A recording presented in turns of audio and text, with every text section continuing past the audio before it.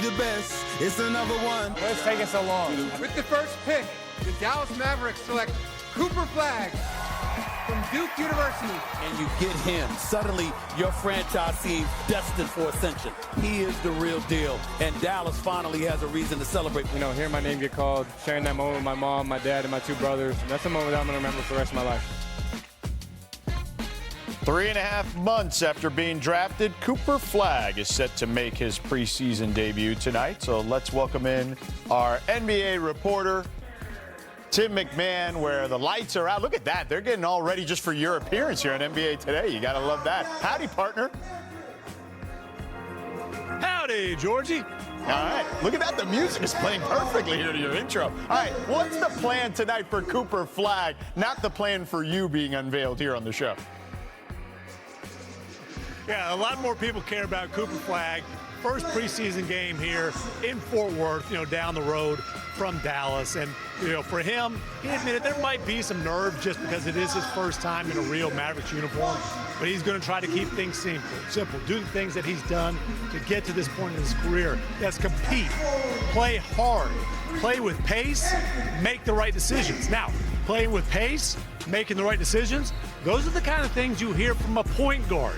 Don't be surprised if you see Cooper Flagg playing point guard for the Mavericks tonight, going into the season, just like he did in Summer League. Matter of fact, it wouldn't surprise me if he actually is the starter at point guard in the supersized lineup. Wow, the mad scientist Jason Kidd trying to make things interesting for sure. All right, let's talk AD. What's the scuttlebutt about AD as he gets ready for his preseason game here with the Mavs?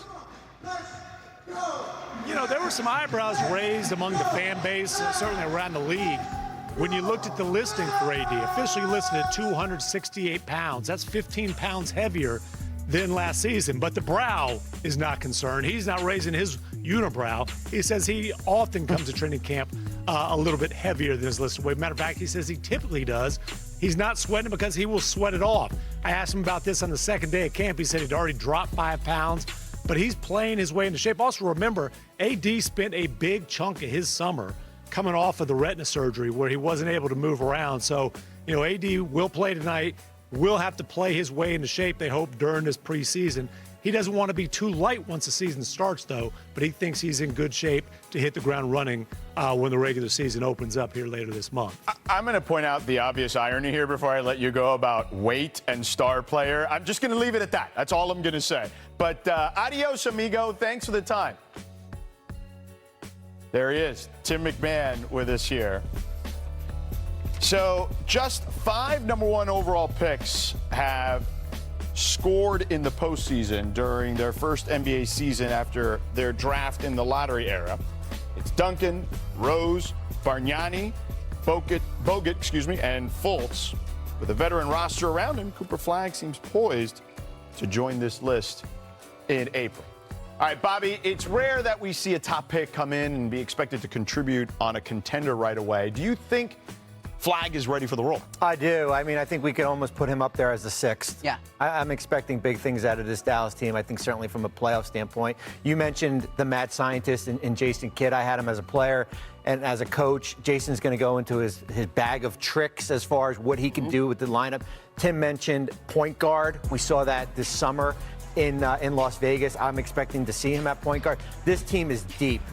This Dallas team is deep. The only question is who's the starting 5 going to be here. But I am expecting big things from Cooper Flagg because he's going into the perfect situation of a team that can win now, and the expectations are not going to be there every night for him to go out and put up 20, 25 points. I think it's incredible what entrusting a rookie who's not played point guard in any meaningful way to be your starting point guard at some point. Whether it's a starting point guard in a supersized lineup or on nights D'Angelo Russell's not out there or whatever configuration that means. But what that jives with everything we've all heard about Cooper Flagg. Like everybody who has worked out with him, everyone who's been around him through the draft process says he is a cut above. He's ready for this moment. Why is it so quiet about this guy?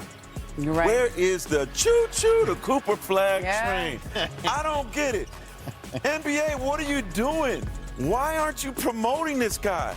Just last year, I saw him working out in Vegas, and he was on a select team with Brandon Miller and Trey Murphy and Jalen Suggs and Amen Thompson and Peyton Pritchard. And one of the coaches told me, He's the best player on the roster. And he was 17 years old at the time.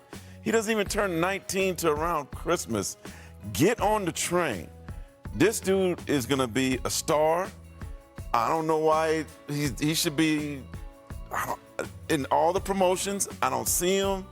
Well, I'll tell you this. I have his preseason game against the Lakers in Vegas next week. So ain't talking about it on TV. But we didn't mention it till now. Nobody's talking about this guy. I mean, he's not and they're 7'5" making a mistake. like Victor. Right. I think it's the Wemby thing, right? Also as well. Hey, man. Yeah. So we'll Don't see. sleep. Don't sleep. We back on the floor for the first time since January when he was sidelined with a blood clot in his shoulder. There's Wemby, and he gets to work quick. Little backdoor screen, Mark. You'll see it right here. Look at that. That's easy. Easy cut. Easy finish. Now, watch this one.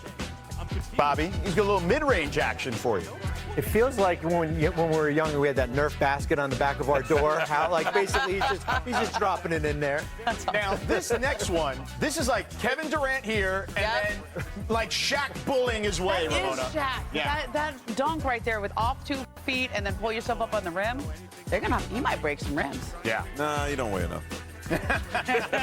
Shaq's about 100 pounds. That's true. Easy floater there for Wemby. I mean, is he going to be driving like this, too? And kicking. Watch this. Kicking for 3 to Harrison Barnes at the buzzer. Not a dime. That's a quarter. Yeah. Jeez. That's just a glimpse That's a tall quarterback. of Wemby Yeah, right. in his 3rd season. They'll play a Chinese team tonight, then the rest of the schedule at the Heat, Jazz at the Pacers, and then Pacers at home. So, Mark, you had a phone call about Wemby today with a certain someone. What can you tell us about it? Hall of Famer Akeem Olajuwon, the Dream, probably the most underrated superstar ever in league history. Yep.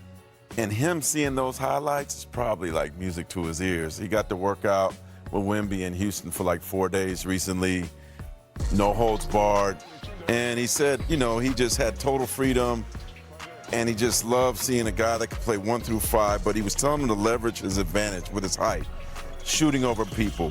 Even in the day and age of this big three-point shooting thing, he wanted him to be more in the post more. Yes. And so in that video before, in the highlights, you saw him shooting mid-range. You saw him in the post. That's something I thought that Wemby was too much outside, but maybe Akeem being in his ear is pushing him to be closer to the basket. He also worked him on spinning directions, using his giant step, which you saw on that dunk. You got Akeem working on you when you're listening. That's scary. Yeah, I mean, listen, I remember LeBron after the finals against the Mavs went to Akeem, and he looked like a completely different player in the post. We're seeing some of that here with Wemby. By the way, Dream is 62 years old. We saw that video. Like He still looked like he could move around a little bit. He could play for Charlotte right now. You know what? When you look at Victor right now, his lower base. His lower base is a lot stronger. And I remember going back 2 years ago when we were in Summer League. That first Summer League game, it was like uncomfortable. He was turning the ball over against Charlotte here. He is a lot stronger, and he can certainly be dominant. But the one thing that concerns me, and this was the big question coming into training camp, was the 3 guards with De'Aaron Fox and Dylan Harper and Stephen Castle, how they were going to integrate each other. 2 out of the 3 are not playing. Yeah. Fox has the hamstring. Harper has the hand that he had surgery on. And you're basically going to get to the regular season